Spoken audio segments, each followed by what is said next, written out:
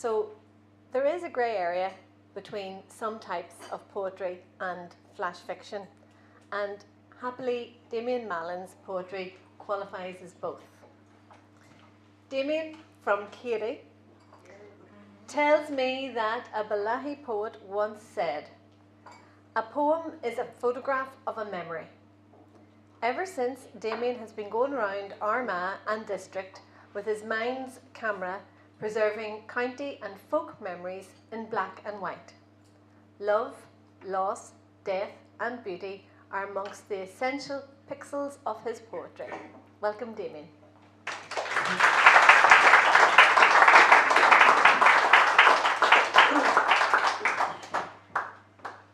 Sounds good to me.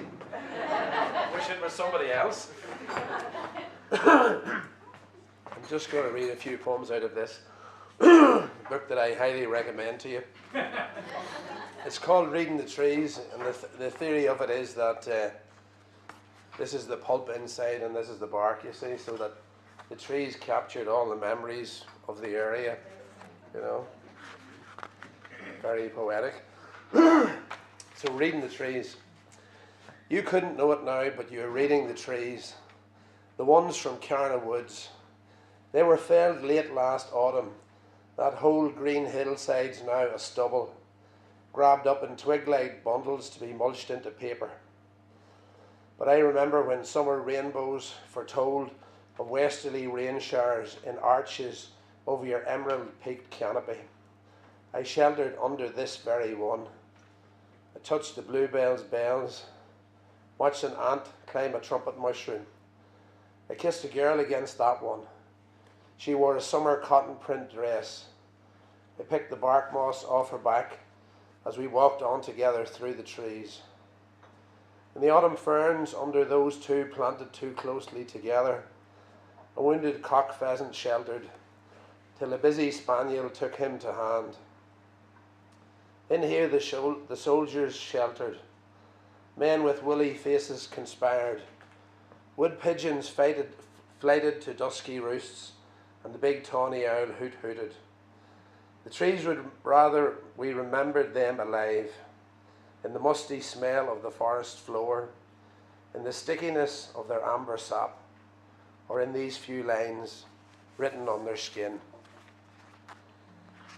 Okay.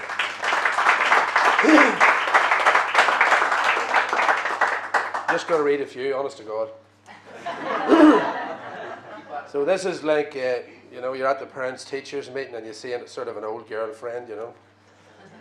Sort of that kind of thing, you know. So it's on you being there and on me being here. I saw you at your aunt's funeral on Tuesday. A twist of your hair was gently flapping out of your favourite sycamore leaf scarf during that one final sorrowful decade. Your long finger reached for the red apple. No, picked the red apple as I reached for the green in the market. A sideways glance was enough for me. Your blue eyes still sparkle. Your ankles in brown punched shoes crossed on the Katie bus gave me such a thrill. Though you know I could show no reaction, a little heart is noted by the whist players. The queue for the geography form teacher has been our only few words and smiles. Parents and teachers all around us. An island of innocence. You went before me. No need, I know you think, for me to write this, for you know and I know that's enough, and I'm not sure what we can ever do about you being there and me being here.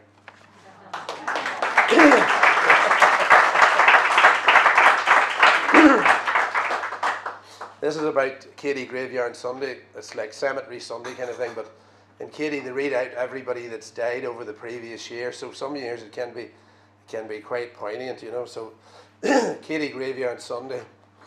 You always met me near the Angel, down by the concrete path. We'd replay all the matches and have a real good laugh.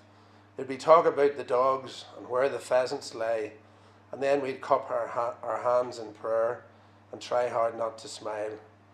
When they read the list of the departed, you always looked at me as we heard the names of those we knew, and we stood there solemnly. I hope you're near the angel, for you're not here this year.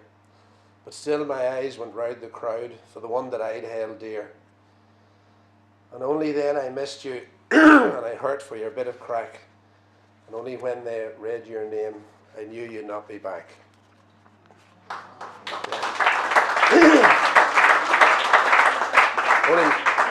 only two more to go. So then this is the picture house up on the hill in Katy, and it used to be a Sunday matinee, and then every Sunday, whenever it was over, it was always Audie Murphy or cowboy film. All the children ran down the hill, bang, bang, bang into the town, you see. So Audie Murphy's men, he shot this Sunday's last Apache, and now Audie's Palomino stallion rears up. Its two front hooves kicking open the door, just above the push bar to open sign, standing shafts of sunlight streaming in. A gang of 200 desperados burst forth, following him through the streets of a border town, shooting finger Colts loudly in the air and reining in invisible horses menacingly, turning Fletcher's corner, hooves skidding. There's a stampede of longhorns in Cowfair and a fist fight outside Jack Short's saloon, probably half-breeds with too much firewater.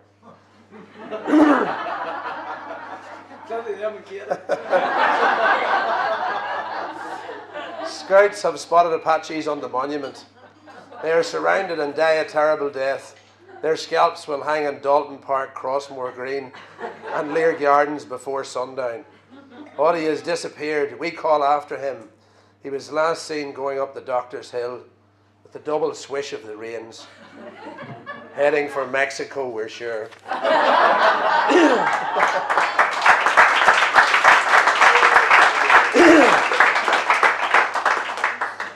And now this is the last one.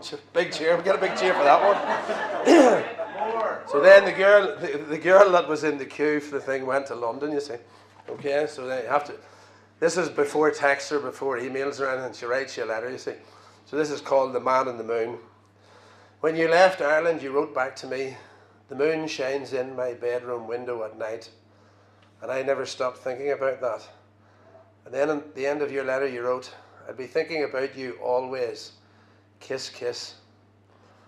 And I never stopped wondering if you were really thinking about me. Then looking at the moon, I realized to me you were by moonbeam, only twice the distance of the moon from me when lying on your bed in its brightness. It was me who streamed in silver shafts through the window, over the floor to your bed, who turned in and out through your hair, who shone over your skin's translucent relief and lit that bluing moon glow in your eye. And though I never wrote it or said it, I was thinking about you always. The Man in the Moon. The Man in the Moon.